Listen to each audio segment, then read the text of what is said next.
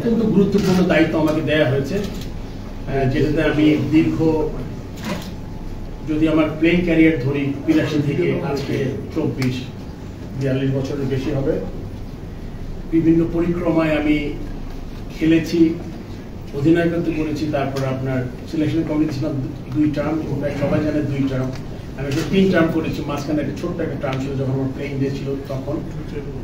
তারপরে কিন্তু এখানে এসেছি। আমরা সবাই জানি যে আমাদের বাংলাদেশের মতো পটেনশিয়াল একটা দেশের আমরা কিন্তু যতটুকু করার কথা ছিল আমরা অতটুকু করতে পারিনি। কিন্তু এটা বলার সাথে সাথে এটা বলতে চাচ্ছি আমি যে আমাদের কিন্তু সাফল্য একদম কম না। হয়তো কিছু পার্টিকুলার সেক্টরে আমরা আরো ইমপ্রুভ করার কথা ছিল, যেগুলো আমরা করতে পারিনি। তখন আমাদের দায়িত্ব হবে এই সিস্টেমটাকে রিবিল্ড করা। আপনারা জানেন অনেক সময় অনেক কাজ করা যায় না, অনেক ধরনের আউটসাইড প্রেশার থাকে। আমি আশা করব যে এইবার আমি সভাপতি থাকা অবস্থায় যতটুকু সম্ভব একটা সুন্দর সিস্টেম দ্বারা করাতে চাই। এবং আপনার এটা পুরনো কথা যে আমি যে একটা সিস্টেমের বিরুদ্ধে লড়াই করে কিন্তু আমি পদত্যাগ করেছিলাম, তো সেটাতে আমার মাথায় সবচেয়ে বড় প্রায়োরিটি থাকবে, যাতে সিস্টেমটা আমরা তৈরি করতে চাই। আমি এটাও চাই যে আমাদের আলোকপাত করতে আমাদের যেই গঠনতন্ত্রটা আছে, যার মাধ্যমে আমরা ডিরেক্টরকে নির্বাচিত হই এবং ইভেনচুয়ালি প্রেসিডেন্ট, এই গঠনতন্ত্রের ব্যাপারে আমার চিন্তা করতে হবে যে এক্স্যাক্টলি আমাদের জন্য সবচেয়ে ভালো কি হয়। যদিও গঠনতন্ত্র আপনার নেক্সট ইয়ারে হয়তো ইলেকশন আছে আরেকটা, তার এর মধ্যে আমাদের গঠনতন্ত্রটা হাত দিতে হবে এবং যেটা আমরা করবো যাতে সত্যি সত্যি যারা ক্রিকেট ভালোবাসে এবং ক্রিকেটের জন্য কিছু করতে চায় তাদের আসলে অগ্রাধিকার দেওয়া উচিত। কেননা আমি জানি 18 কোটি দেশের মানুষের দেশে আমাদের দেশের আপনারা, আমরা খেলোয়াড়, আমাদের দর্শক যারা আছেন তারা এতটা ক্রিকেট পাগল, মানে খেলা পাগল মানুষ, স্পেশালি ক্রিকেট পাগল।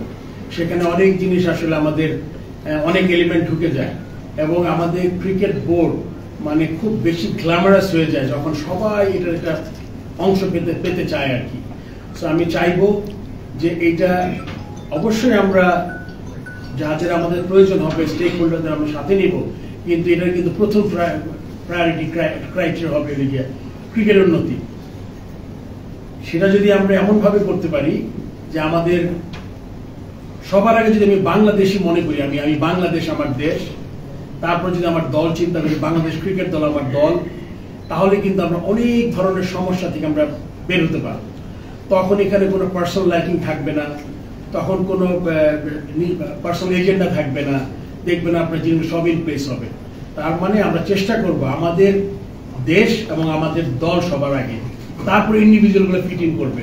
সেক্ষেত্রে বোর্ড ফ্যাসিলিটেট করবে আমাদের যে কর্পোরেট স্ট্রাকচার আছে, তারা যারা কাজ করছেন তারা অক্লান্ত পরিশ্রম করছেন, যারা ডিরেক্টর সময় দিচ্ছেন তাদের ব্যক্তিগত, আপনি ন্যাশনাল টিমের খেলা বাদ দিতে পারবেন না যে আমি ন্যাশনাল বাদ দিলাম অন্য কিছু করি, এটা হবে না। ন্যাশনাল টিমের আমার প্রায়োরিটি তো থাকবে।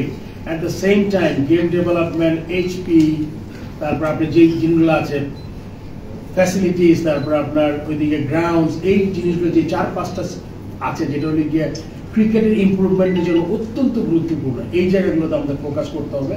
সো দ্যাট আমরা যাতে আজকে এখানে বসে যাতে 3 বছর 4 বছর পর যাতে আমাদের সেম কথা বলতে না হয়। আমাদের ডোমেস্টিক বেটার করতে হবে, আমাদের পিচ ভালো করতে হবে, আমাদের এসপি টিম থাকতে হবে, এই টিমের বেশি টুর থাকতে হবে, এটা আমরা চেষ্টা করব। অনেক পারিপার্শ্বিক ব্যাপার থাকে।